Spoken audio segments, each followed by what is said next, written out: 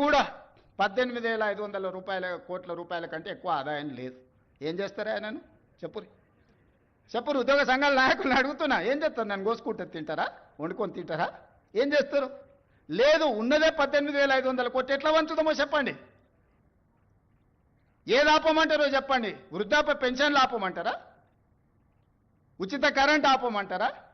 షాదీ ముబారక్ ఆపమంటారా? ఏ ఆపమంటారో చెప్పండి. ఏది ఆపుతారో ప్రజలకు చెప్పండి. అయ్యా మీది ఆపేసి మేము బోనసులు తీసుకుంటాం, మేము జీతాలు పెంచుకుంటాం, మేము అన్నీ మేము దినంగా మిగిలితేనే మీకు ఇస్తామని రైతు ప్రజలకు చెప్తా అంటే చెప్పండి.